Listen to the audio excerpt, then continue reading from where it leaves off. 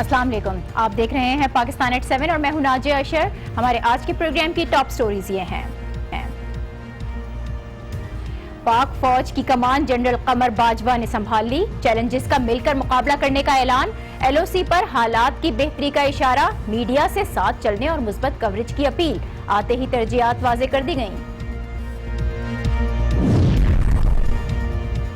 نئی عسکری قیادت، نیا عزم، جنرل باجوہ کی شخصیت چیلنجز سے نمٹنے میں کس قدر کارآمد ثابت ہوگی، بات کریں گے آج کے پروگرام میں۔ اور شارجہ کے شیروں کا نیوزی لینڈ میں شیرازہ بکھر گیا، بیٹنگ اور بولنگ ایکسپوز، کیا قومی ٹیم غلطیوں سے سبق سیکھ سکے گی؟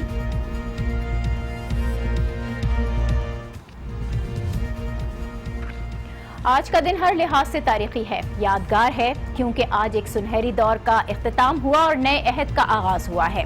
یہ سب جی ایچ کیو میں شاندار تقریب کے دوران ہوا، جہاں جانے والے اور آنے والے دونوں آرمی چیف ساتھ ساتھ نظر آئے۔ گارڈ آف آنر پیش کیا گیا۔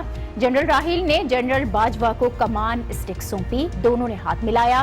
جنرل باجوہ نے جنرل راحیل کو سلوٹ پیش کیا۔ یہ چینج آف کمان کے یادگار لمحات تھے، جس کے بعد جنرل راحیل شریف نے الوداعی خطاب کیا۔ انہوں نے ان چیلنجز کا ذکر کیا جن سے اب جنرل قمر باجوہ کو نمٹنا ہوگا۔ انہوں نے خطے کی سیکیورٹی کا ذکر کیا، نیشنل پلان پر اس کی روح کے مطابق عمل پر زور دیا، بیرونی جو خطرات ہیں ان سے نمٹنے کے لیے اندرونی خطرات سے نجات کی بات کی، کرپشن، جرائم، انتہا پسندی کا خاتمہ لازم قرار دیا، خطے میں دیرپا امن کو مسئلہ کشمیر سے مشروط کیا، بھارت کو خبردار کیا کہ سی پیک کی ہر حال میں کامیابی ہوگی، اس پر بھی زور دیا، اور ان کے خطاب کے کچھ حصے پہلے آپ کو سنواتے ہیں۔ بھارت پر واضح کرنا چاہتا ہوں کہ ہماری تحمل کی پالیسی کو کسی قسم کی کمزوری سمجھنا خود اس کے لیے خطرناک ثابت ہوگا۔ مکمل امن کے حصول کی جانب ہمارا سفر قدم با قدم جاری ہے، اور ہم نے بتدریج دنوں سے ہفتوں اور مہینوں کا استحکام حاصل کر لیا ہے۔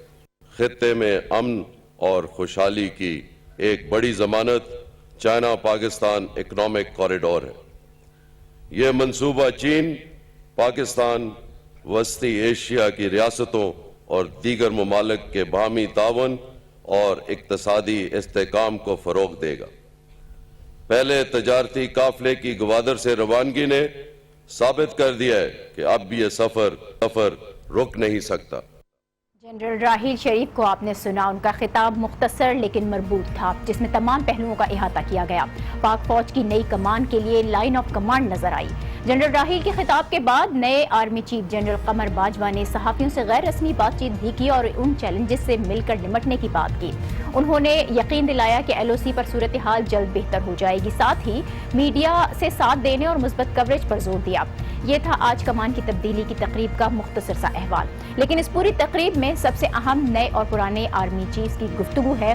جنرل راحیل نے بھارت کو خبردار کیا تو جنرل باجوہ نے بھی ایل او سی پر جلد حالات کی بہتری کی یقین دہانی کرائی۔ جنرل راحیل نے چیلنجز کا ذکر کیا تو جنرل باجوہ نے مل کر ان چیلنجز سے نمٹنے کی بات کی۔ مختصراً یہ کہ دونوں چیفز کی گفتگو سے واضح ہے کہ دونوں ایک پیج پر ہیں۔ کمان کی تبدیلی سے پاک فوج کی پالیسی میں کوئی تبدیلی نہیں آنے والی۔ دہشت گردی اور انتہا پسندی کے خلاف جس جنگ کا آغاز جنرل راحیل شریف نے کیا ہے، نئی قیادت بھی دہشت گردوں کے خاتمے تک اس جنگ کو اسی طرح سے جاری رکھے گی۔ لیکن یہاں یہ بات بھی اہم ہے کہ دونوں چیفز کی شخصیات بالکل مختلف ہیں۔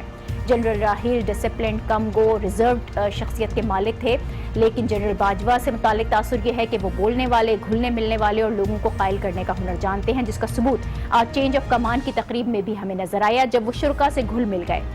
اب سوال یہ ہے کہ جنرل باجوہ کی یہ شخصیت چیلنجز سے نمٹنے میں کس حد تک کارآمد ثابت ہوگی، کیونکہ کمان کی تبدیلی سے ایک دن پہلے ہی پاکستان نے بھارت کو مذاکرات کی پیشکش کی ہے، اور آج جنرل باجوہ نے ایل او سی پر معاملات کی جلد بہتری کی طرف اشارہ بھی دیا ہے، یعنی پرسنالٹی کا اثر ہے، پالیسی وہی لیکن طریقہ کار میں تبدیلی دکھائی دے گی۔ آج کا پروگرام پہلا سیگمنٹ ہے ہمارا اور اس پر ہم بات کریں گے، لیکن پہلے ایک بریک، دیکھتے رہیے پاکستان ایٹ 7۔ عادت ڈال لو۔ Welcome back. पाक फौज में कमान की तब्दीली, जनरल कमर बाजवा की शख्सियत, नए और पुराने चीफ्स के बयानात और उनकी जो शख्सियात हैं, इन तमाम पहलुओं पर हम बात करेंगे।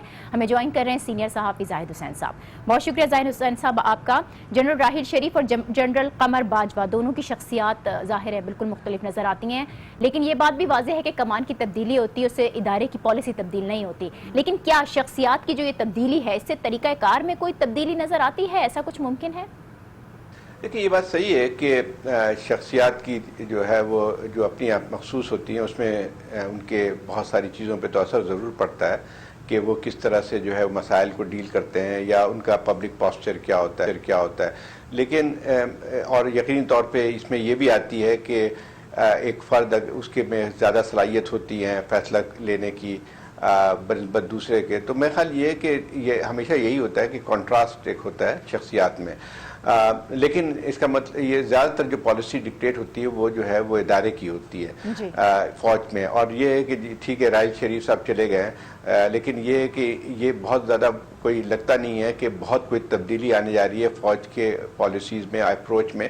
और मैं समझता हूँ कि एक तसलसल होगा, क्योंकि जो भी राहिल शरीफ साहब के इक़दामात थे, जो भी उनकी कार्रवाइयाँ थीं, चाहे वो ट्राइबल एरियाज़ में हो, चाहे वो जो है वो काउंटर टेररिज्म के हवाले से हो, तो उसमें जो है तमाम जो है फ़ौज की एक लिहाज से एक इंस्टीट्यूशनल एक उसमें राय भी शामिल होती है।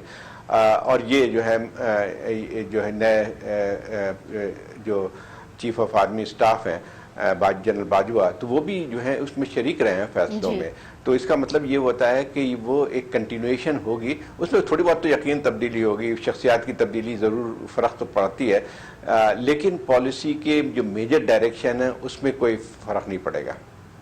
यानी कोई बहुत बड़ी तब्दीली हम नहीं देखते। लेकिन अगर हम पाकिस्तान और भारत के मामलात की तरफ आ जाते हैं, कल ही पाकिस्तान ने भारत को मुज़ाकरात की पेशकश की और आज जनरल कमर बाजवा ने कमान संभालते ही LOC पर जल्द हालात की बेहतरी की यकीन दहानी भी कराई है। जनरल बाजवा का ये पैगाम क्या इशारा है? आने वाले दिनों में पाक भारत ताल्लुकात में इस्तेहकाम आने वाला है?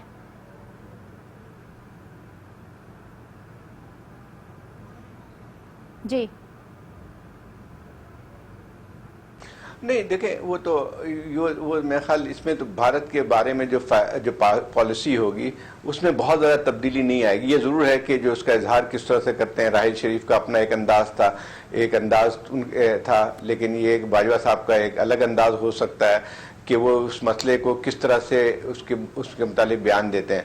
तो वो ये कहना जब उनका ये था कि जो हालात जल्दी ठीक हो जाएंगे, तो उसका मतलब ये नहीं होगा कि वो जो है वो कोई उनकी ये होगी फैसला कि वो ज़्यादा कोई सॉफ्ट पॉलिसी रखेंगे हिंदुस्तान की तरफ से, वो नहीं होगा। वो उसमें कतई तौर पे बात नहीं है, लेकिन एक जो इजहार का तरीका होता है हर शख्स का मुख्तलिफ होता है। तो मैं समझता हूँ कि ये समझते हैं जो जनरल बाजवा यहाँ पे कोर कमांडर रह चुके हैं, जिसे वो कोर जो थी उसका सारा जो है वो LOC में उसी कोर का काम था। तो अब मसला ये आता है कि उनको ये अच्छी तरह पता है कि सूरत हाल क्या है, और मैं समझता हूँ कि उनके उस कमेंट को कि हालात अच्छे हो जाएंगे तो उसको कई तरह पे उसके माने लिया जा सकते हैं। हालात से मतलब ये है कि पाकिस्तान इसके लिए तैयार है पूरी तरह कि अगर कोई इस किस्म की कार्रवाइयाँ बढ़ती हैं तो उसका जवाब दिया जाएगा। तो मेरे ख्याल उनका मकसद ये था। मैं नहीं समझता हूँ कि इसमें कोई जनरल राहिल शरीफ की जो अप्रोच थी या जो है जनरल बाजवा की जो अप्रोच है उसमें बहुत ज़्यादा फ़र्क नहीं नज़र आता है। ख़ास तौर पे जब हम देखते हैं कि जो भी आती है क़यादत, वो जो जब भारत के साथ ताल्लुकात की बात आती है, भारत के साथ जो एक तनाव की जो सूरत हाल है, उसमें जो है वो यकसां एक रवैया रहता है। ठीक है, यानी कि हम कोई बहुत बड़ा पॉलिसी शिफ्ट तो नहीं देखते हैं। लेकिन जाहिद साहब, पाकिस्तान का भारत से मुतालिक मौक़िफ़ मुस्तकिल हमने देखा कि सख्त था और होना भी चाहिए था जिस तरह की कार्रवाइयाँ हो रही हैं। अब चेंज ऑफ कमान के एक दिन पहले इस मौक़िफ़ में नरमी आना, फिर आज आर्मी चीफ का LOC पर हालात की बेहतरी का यकीन, जिसको आपने बहुत वजाहत से बता भी दिया है, तो यानी कोई कनेक्शन इसमें नज़र नहीं आता? नहीं, बिल्कुल नहीं। देखें, बात सुने, ये पाकिस्तान के हमेशा से ये रही है, पाकिस्तान का हमेशा से एक लिहाज से जो इस्तदलाल है या उनकी जो है वो रही है कि हम बातचीत के लिए तैयार हैं। ये पहली दफ़ा नहीं बयान आया, ये बयान आया है वहाँ पाकिस्तान के हाई कमिश्नर जो है बासित, उनका बयान आया है, और इससे पहले भी जो है इस किस्म के बयान आते रहे।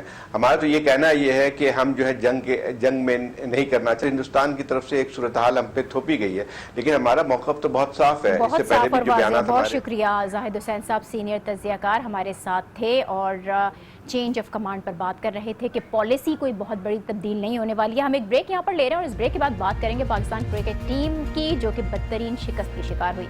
हमारे साथ रहिए।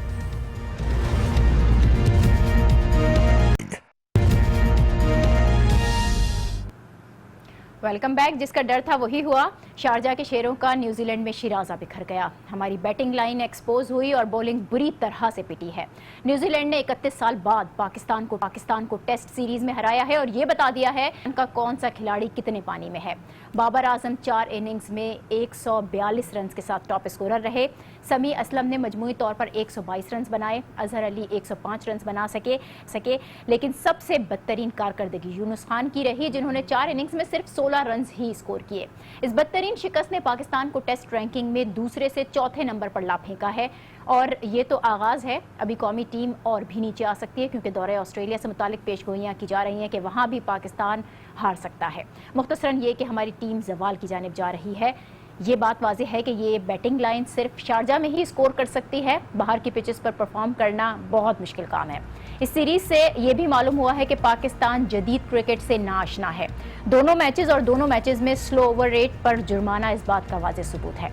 इन्हीं तमाम मामला पर बात करते हैं। हमारे स्पोर्ट्स कॉरेस्पॉन्डेंट इकबाल हमारे साथ हैं। बहुत शुक्रिया जावेद। वैसे तो पाकिस्तान क्रिकेट टीम को अनप्रेडिक्टेबल कहा जाता है, लेकिन प्रेडिक्शन आप पहले भी कर चुके थे प्रोग्राम के अंदर और वैसा ही हुआ है। बड़ी अफसोसनाक सिचुएशन है। बैटिंग और बॉलिंग दोनों ही फ्लॉप हो गए, कुछ भी नहीं चल सका। हम किसी तौर पर अपनी गलतियों से सीख कर आगे बढ़ने की कोशिश नहीं कर रहे हैं। नहीं, जो पिछले मैच में हुआ यकीनन आप सही कह रही हैं, उससे भी हमने नहीं सीखा। और पता है कि यहाँ दोबारा भी वैसे ही होना था कि आपने तेज़ खेलना था, स्ट्राइक रेट बढ़ाना था, वो नहीं कर सके।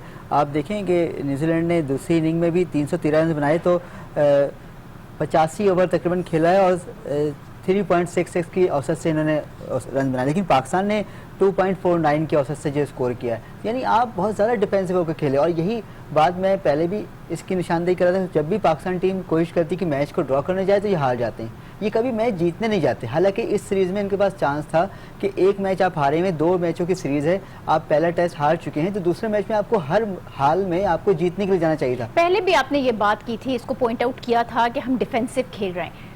प्रॉब्लम है कहाँ पर? क्यों अटैकिंग पोजीशन से क्यों नहीं जाते, हम डिफेंसिव ही क्यों रहते हैं? एक माइंड सेट है जो हमारा चेंज नहीं होगा दे रहा, कि 90 की दहाई की ये क्रिकेट है, हम उसको भूल नहीं रहे कि भाई वही खेलेंगे। हालांकि खिलाड़ी सारे नए, ये पुराने खिलाड़ी नहीं है, लेकिन वही क्रिकेट खेलना चाहते हैं। जैसे स्लो खेलो, बस विकेट पे रहो, बॉलें ज़्यादा खेलो, रन्स ना बनाओ, लेकिन विकेट पे रहो। इससे तो मसले का हल नहीं है। आपको तो स्कोर बोर्ड पर तेज़ी से तब्दीली लानी है, आपको स्कोर बढ़ाना है ताकि आपके स्कोर बढ़े और दूसरी टीम के लिए मुश्किल पैदा हो। आप दूसरी टीम पे अटैक करें ताकि वो डिफेंसिव हो, बजाय कि आप डिफेंसिव हो जाते हैं। इसमें कहीं आप कैप्टेंसी में प्रॉब्लम देखते हैं? क्योंकि इसमें अगर हम देखें स्लो ओवर रेट दोनों मैचेस में मसला बना रहा, जुर्माने का सामना करना पड़ा, और फिर माजी में भी मुसलसल ये शिकायतें आती रही हैं, लेकिन उसके बावजूद पाकिस्तान क्यों नहीं मैनेज कर पा रहा है स्लो ओवर रेट को? हमारे एक तो फास्ट बॉलर ज़्यादा हैं, फिर ये वजह भी एक हो सकती है कि, लेकिन दूसरी टीम के भी पास भी फास्ट बॉलर हैं। आप जल्दी फील्ड सेट करें, चेंज करें और ओवर जल्दी फेंकें ताकि आप पे जुर्माना ना लगे, फिर और परफॉर्मेंस बेहतर हो। लेकिन हम लग रहा है कुछ गलतियों से सीख नहीं रहे मुस्तकिल। अब अजहर अली ने भले कप्तानी की, लेकिन क्या इसके लिए ये भी कहा जा सकता है कि जो मॉडर्न क्रिकेट की टेक्निक्स हैं उनसे हम बिल्कुल ना आशना है? नहीं, बिल्कुल नहीं, हम उसको फॉलो कर रहे हैं कि T20 का ट्रेंड चल पड़ा है। अब वनडे में टीमें जो 350-400 रन स्कोर करती हैं, हमने तो अब तक ये नहीं किया। और टेस्ट में हम लगता है और पीछे चले गए।